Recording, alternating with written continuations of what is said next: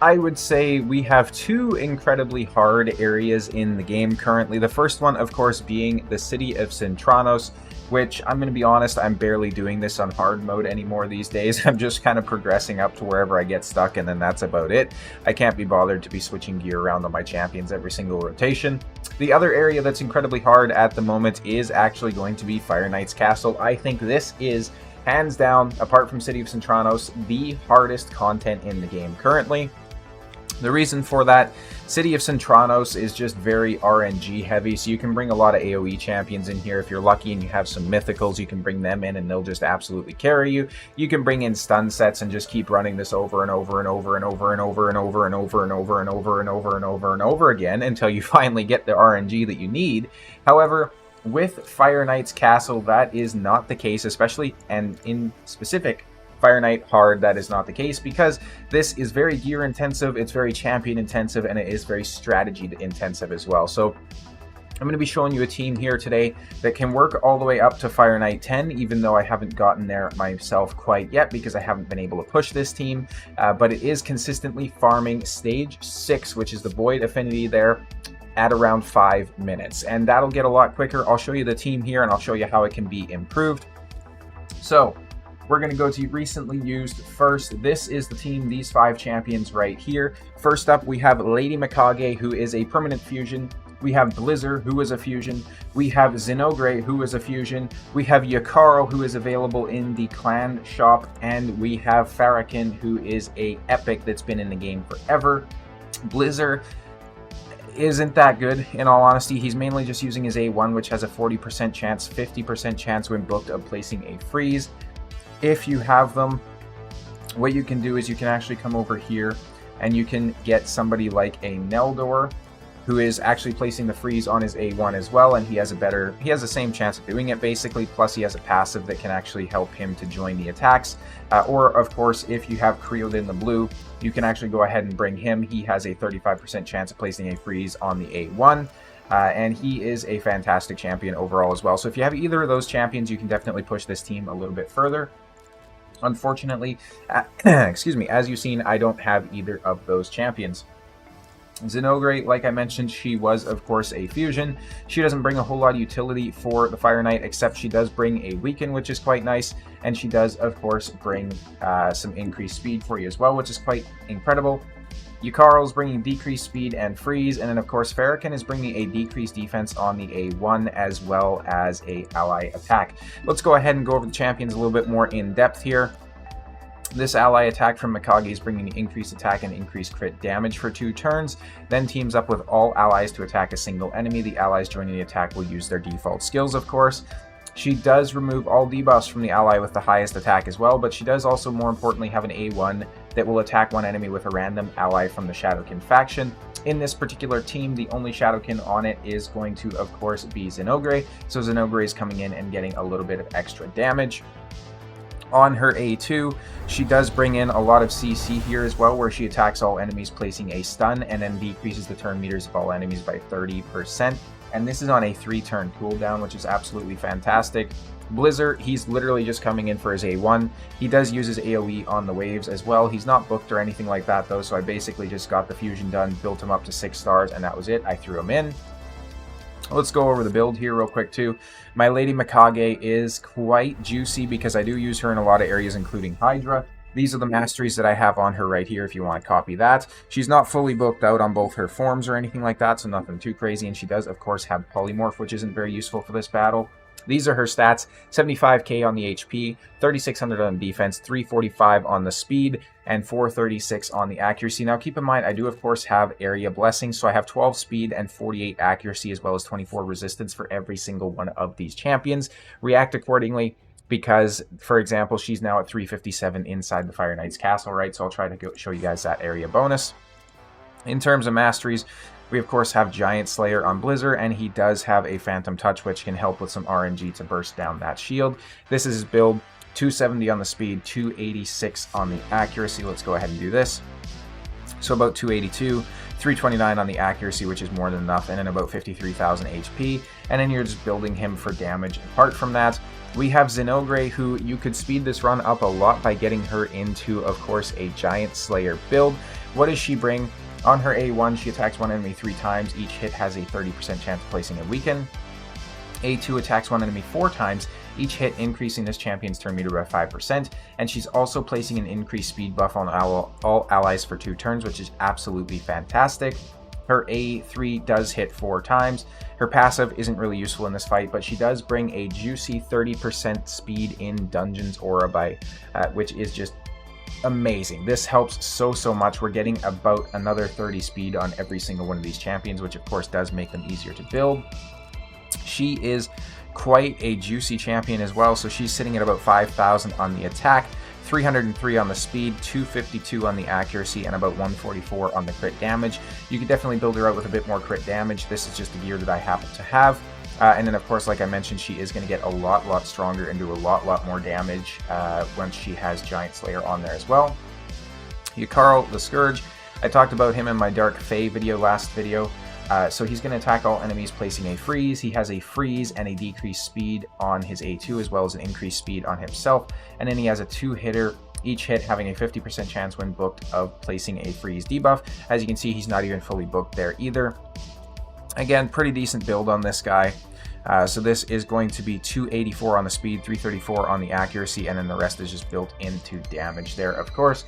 Now, I know some of these stats are definitely high, but I am going to say that we are fighting some of the hardest content in the game with technically off-meta champions to do it.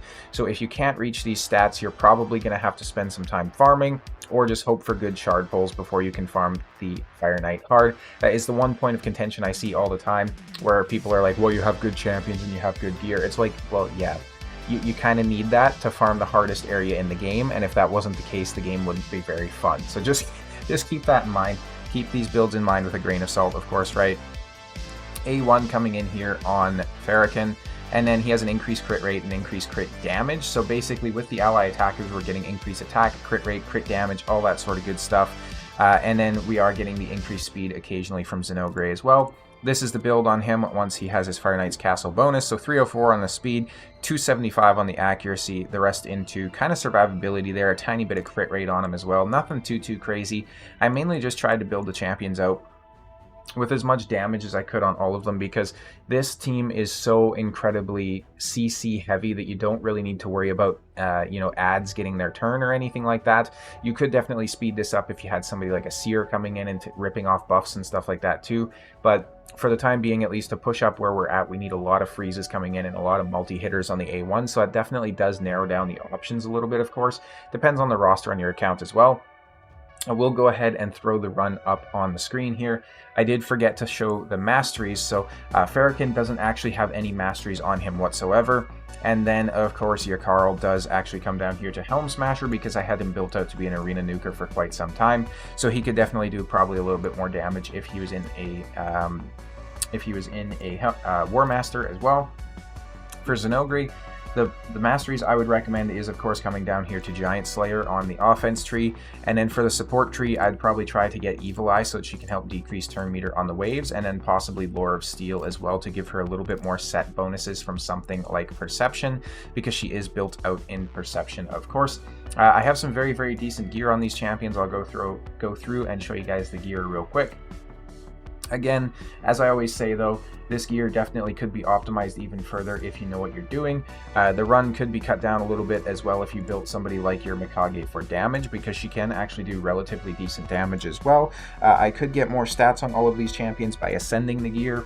I could get more stats by glyphing out the substats, because there's a lot of substats in here that are not glyphed out, or at least not maxed. So keep that in mind as well. I am very curious to hear what you guys are using for your team on FireKnight Hard, what kind of time you're farming it in, and in what stage. That would be very cool to hear. You're definitely not going to be getting through any sort of point tournaments or anything like that in terms of like the turn tournaments. I would recommend probably just farming regular FireKnight for those turn tournaments when they pop out, because that's probably going to be the way to go.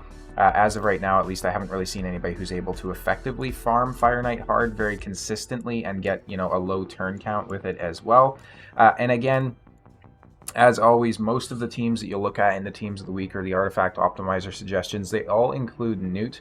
So getting through content like this without Gnut, without Valkyrie, without Cardiel, without any of those ridiculous champions that you might see coming into this, I think that's going to help a lot of players out. And we'll go over some substitutions here as well, actually. So somebody like a Zenogre, basically what she's doing is she's bringing a huge aura. So if you can build your champions with similar stats without the aura, that's perfectly fine.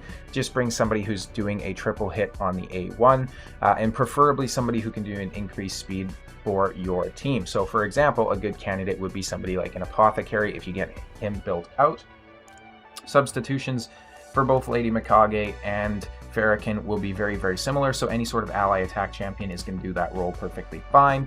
Yakarl is kind of an important champion on this, so I would say, as always, go ahead, get your coins, get them purchased from the shop, and use them. He's fantastic.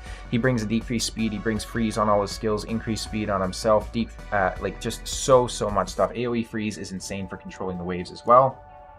Blizzard is probably better off replaced by Kuriodin or Neldor, of course, like I mentioned. So if you have either of those champs, certainly feel free to bring them in. Let's go ahead and I'll show you the presets as well, because this one is a little bit specific. So let's go on ahead in here. Let's just go ahead and purchase energy. Why not? So this is going to be the presets. Zenogre, she's left to do her own thing. She opens with the Blade Strike on wave 2, and then she finishes off by not using it at all for the rest of that wave. And then on wave 3, she does actually go ahead and have a priority 1 on the Blade Strike, because this is the 4 times hitter that places the increased speed. And the way it's tuned is she's going second after Mikage, essentially. So Mikage goes in with the ally attack, then Zenogre comes in with the increased speed and helps everybody else cycle through their turns as well. Farrakhan, on wave 1, he is doing his own thing. He's opening with beatdown on wave 2, and then doing not that anymore. And then I did actually disable his A2 for the 3rd wave here as well, which is the boss. This is actually very important, because if you don't, what this does is it basically just keeps stacking up poisons on the boss. And if you get his debuff bar filled out, you're not actually going to be able to place freezes on him, which will cause your run to fail. So make sure you turn off his A2. Make sure you turn off any sort of skills that are just placing redundant, useless debuffs, because you don't want the boss to be taking a turn anyways, so it doesn't make sense to have poisons on him.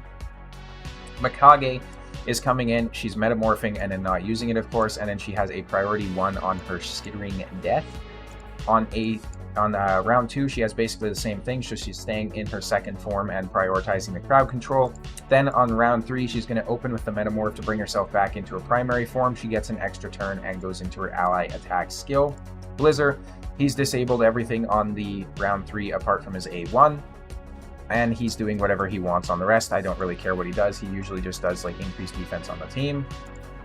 For Yakarl, we have him doing whatever he wants on the waves, and then we have him doing Blizzard Rider as priority 1 on the FireKnight. So the way it works is by the time he actually gets his turn, usually the shield is down, so he can just go ahead and place that. If you really wanted, you could set this to be an open and then don't use. That's probably better and a little bit more consistent, just so that we can make sure that he has this available. We'll go ahead and hit save on that.